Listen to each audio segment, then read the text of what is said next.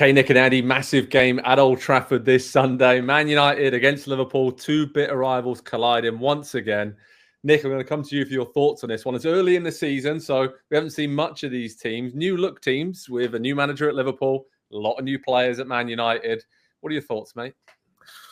My thoughts are I still kind of feel bad for... I don't feel bad for Manchester United, but I feel bad for the reset button. The reset button just was broken when they smashed it, because to not have Højlund available for this game, assuming, is, I don't know, it just takes something out of it. When Bruno Fernandes has to worry about scoring, I think they're at their worst, if that makes sense. Mm-hmm. And Liverpool look complete right now. They have not allowed a goal, twin 2-0 wins. They have been in absolute control of the game. And say what you will, rightly so, about the fact that it's a little less exciting, and Anfield definitely seemed quieter last week. Well, quieter is fine if you win the league. And they've given up 1.5 good chances. Again, competition noted, over 2 weeks. So I look forward to the rivalry bringing the leveler to the playing field, because I think everything else is kind of conspiring in favor of Liverpool. Yeah, I think we will get some of that where it does balance it out a little bit. I also think just the newness of Arne Slot at this point is there's still a lot of stuff to work out. And this Liverpool team playing the way that he wants to play has not been into one of these, fiery games as of yet. They've not had one of the derbies. And so this is going to be something a little bit different. Obviously, you have to go to Old Trafford. This is the time I think you probably want to get Liverpool, in terms of where they're at in the project now, just having a couple games. And they have looked very, very good. But there's not there's more control, less dominance, I guess, this year from Liverpool. And so we're going to have to, or at least I am, going to have to kind of retrain my mind of how to think about some of these teams now that they've moved on from, iconic managers. The midfield is particularly interesting to me for Liverpool because there's no traditional six. There is no defensive-minded midfielder in there. There's a lot of players who are just really comfortable on the ball and can play out of any situation. And I think that's probably what Slot is going for in terms of how he's configured that with Gravenberch in there, with McAllister, whether it's Szoboszlai ahead of them. So it's very fluid at the moment. And there's a lot to figure out, I think, when you play that kind of style. And I think we'll see United have a few opportunities in this game on the counter, especially because, we've seen how much Liverpool are going to have possession now. They're not going to be as open on the counter, but I still think United are going to get chances there and cause Liverpool some problems. I mean, Nick, last week, United kind of caused themselves their own problems against Brighton, didn't they, when they lost at the Amex? It was very similar to last season in a lot of ways. The way they kind of just big defensive mistakes, couldn't finish off enough of those counter-attacks, like Andy mentioned, that they have a lot under Erik ten Hag. It just feels like defensively, the balance is just still off a little bit. Obviously missing some key players, Luke Shaw, others. De Ligt just getting settled in as well. They should improve in that area. But I think there is, even though they lost to Brighton, like more optimism and positivity around United. I speak to a few United fans and they're like, well, we still capitulate at times and we did at Brighton. But last season just felt like kind of constant capitulation during a game. And it seems like they just maybe got a bit more control this season and seem a bit more relaxed and understand what they're doing. Is that just because the ownership have backed Erik ten Hag and the players are like, okay, he's going to be here now. This is the plan. This is what we're going to do. And like we spoke about before in the transfer segment, they actually made some really good additions this summer. So it's kind of just like, be patient, and it should probably be a lot better than last season. But not saying it's going to be, but it probably should be a lot better for United this season overall. No, I almost entirely agree with you. I just think it's difficult with this club to live in a vacuum. And if you could live in a vacuum, you'd look at the club and you'd feel pretty decent about it. You would say, oh man, shucks. If Højlund was healthy or Xerxes was comfortable and in there and De Ligt had more time to bed in, well, they easily, and by the way, XG-wise, clobbered Fulham. They just didn't finish. We were getting texts from Andy during the game because he was on duty for opening day, like, oh, this looks familiar, and that they just weren't finishing. And then Brighton's a pretty good team for that particular challenge. There's, in a vacuum, this team feels like they're going to be fine in a couple of months, but you're going to lose in theory. You're going to lose in theory to one of your historic rivals this weekend. and we're going to have to deal with a certain subset of people who have their own preference for their boss or who should be the boss, bringing in Ten Hag out questions. Can you not predict that, by the way? If you predict a Liverpool win, can you not predict this whole week being about how it's the manager's fault? Probably, and that'll be 2 defeats from the first 3 games. So the kind of crisis button will be hit early. It shouldn't be, is the point. Yeah. But it shouldn't be. You're right. But there are bigger expectations this season, I think, right, Andy, with United, with the signings that they've made this summer and the fact that Ten Hag's been backed. It's, you won the FA Cup. That's great. You're back in the Europa League. Should probably go very far in that.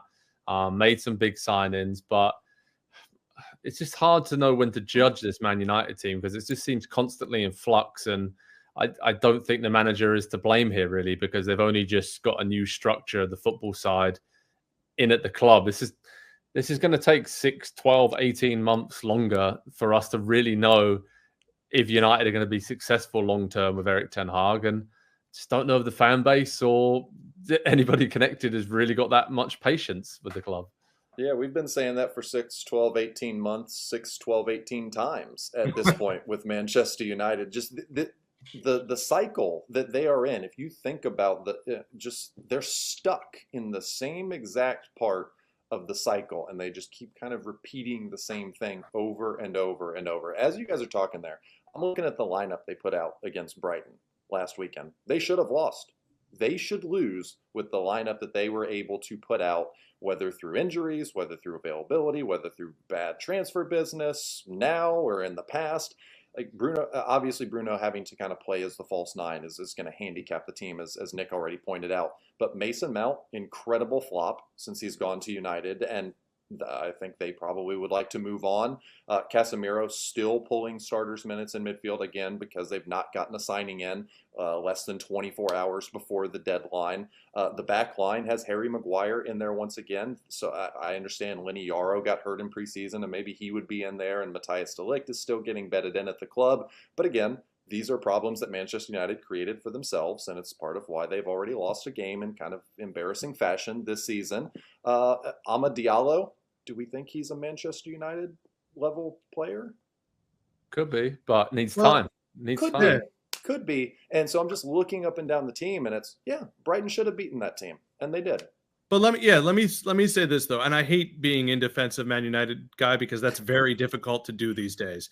But when you plug de Ligt into that team and you plug Fernandes down, even if you were playing Rashford or Xerxes up, but obviously Højlund there as well, the depth, and again, fullbacks aren't going to win you the Premier League, but with Shaw, Mazraoui, Dalot, I mean, there's some very good players there, and wingers, to be fair, seem to grow on trees now. So if your center backs are good, which we haven't had at Manchester United in such a long time, because Lisandro Martinez, who was supposed to be the athletic guy next to Varane, he would have helped things, but Menu helps Casemiro be better, and de Ligt helps Casemiro be better. And instead, you're asking Casemiro to be 2018 Casemiro. So the point that Joe made before you started and the points you're making, they work so well together. Whoever's in charge needs 18 months to do this. And Anthony is obviously his fault as well, but this is a project. I fear it's always going to be something at Manchester United that's holding them back. That's the moral of the story that I come to after 10 years now, post Alex Ferguson. Yeah, I mean, Ugarte looks like he's going to be really good in midfield alongside Kobe Mainoo, and probably is going to take Casemiro's place. So there is, again, we talked about it, clear plan, I think, in terms of transfers and proven international quality players that they aren't spending huge amounts of money on, but they fit into a system and the style of play which gives you belief and hope that this time is a bit different and they can consistently be in the top 4 of the Premier League, which is the very least that Man United should be doing with the resources available, the pull of the club, all the rest of it. The academy graduates coming into the first team now, Garnacho, obviously Diallo's been excellent in spells, and then Kobe Mainoo, I think, is the X factor in midfield as well. So I'd be interested. Nick, when we talk about Liverpool, different style, you said it at the start, kind of a bit boring, right, to watch them right now, and I mean that in the most glowing way possible compared to Jurgen Klopp. It's not like any of these games have been in jeopardy so far, and it's just just been smothering opponents with the possession and just never really giving them a chance. So I think Arne Slot, his start's been pretty great, right? I think it couldn't have gone much better than this. It's the opposite of what we've been saying about David Moyes at West Ham, where it's like, look at all these weapons, and he's just sitting back. Well, the cool thing is that Slot came in here and he said, I think I got some midfielders who can just control the game here. Some world-class type guys. And Szoboszlai, who is not a lazy man, to be in a position where he's more advanced, but is also kind of like just this hyper number 8 playing as a 10. And then the X factor here. And he's always going to be the X factor. And shame on us for thinking he had reached the end of the line. The best thing to come out of the awkward moment at the end where it didn't seem like Mo Salah was pretty happy with Jurgen Klopp and maybe not giving him his flowers is this looks like a guy who absolutely wants to prove to the world that he was more than a system and is one of the best players in the world. And Mo Salah, streamlined Mo Salah with his short hair, looks absolutely fantastic. Okay, so Jurgen Klopp, Bill Belichick, Mohamed Salah, Tom Brady. There's something to that. Yeah, sure. Okay, gotcha. All right. Yeah, Salah's been great. I mean, I think he interesting comments recently, obviously talking about his contract situation. Him, Van Dijk, Alexander-Arnold, all out of contract at the end of the season. We know we're going to be talking about that all season long, but kind of said, I just want to focus on the now, just proving myself every game. And he kind of said, I want to enjoy the final year. So I don't know if that was just a slip and a little bit lost in the ramblings there, but kind of would be very Mo Salah. I had him down as being the top goal scorer in the Premier League this season, purely because whenever I watched him in pre-season, he was fired up, and he was one of the few players like Erling Haaland, like Martin Odegaard at us, who didn't have a huge tournament to play in this summer, had a rest, which is very, very unheard of for these players now at the top level of the game. And I think that did him the world of the good to reset his mindset. And you're right, Nick. I think he's enjoying proving himself in a slightly different style of play, and kind of maybe just got a bit stale under Jurgen Klopp and what was expected week in, week out. So, yeah, Salah's the X factor. It reminds me a little bit of when Hazard was the key piece out wide or in the middle for Chelsea, or even any Man City team pre-Haaland, where it's clear that the focus is to get the ball on the right side of that guy, and there is a mix of attacking talent around him. I mean, did you see how good Gakpo looked? And he's not at Euro, and he's not starting. Have you seen how good Darwin Nunez has looked for Uruguay? And I know he's blamed for missing so many chances last year, and he's not starting. This is a deep group of attackers, and the focal point is out wide, and he's loving his football right now. And yeah, you just add Federico Chiesa to that mix as well, with a bargain deal right at the end of the window, just to bolster it even further. So, yeah, tough start for Man United. I'm going to go with a 2-1 win for Liverpool. I think that's going to be my prediction. Andy, coming to you for the next one.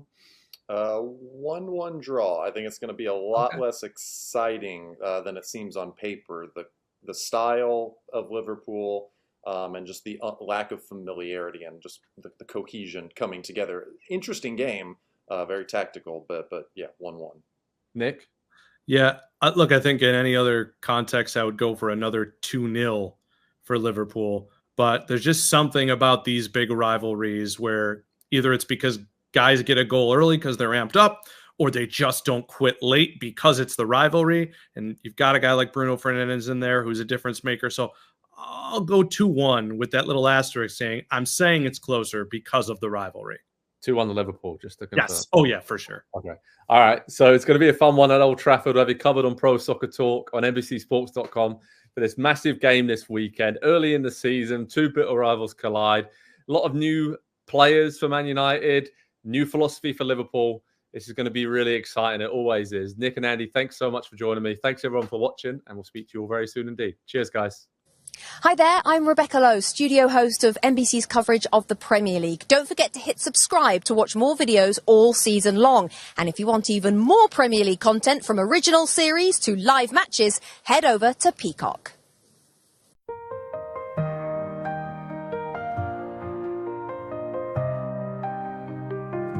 Woke up to the sound of the morning light. Another day, another chance to fight. I've been running on this road for so long, chasing dreams that keep me holding on. Every step, every breath, I feel the fire in my heart. I know I'm climbing higher.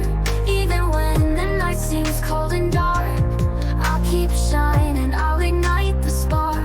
I'm chasing dreams, flying high through the clouds, touching the sky. Nothing's gonna hold me down. I'm breaking free, I'm breaking out. I'm chasing dreams,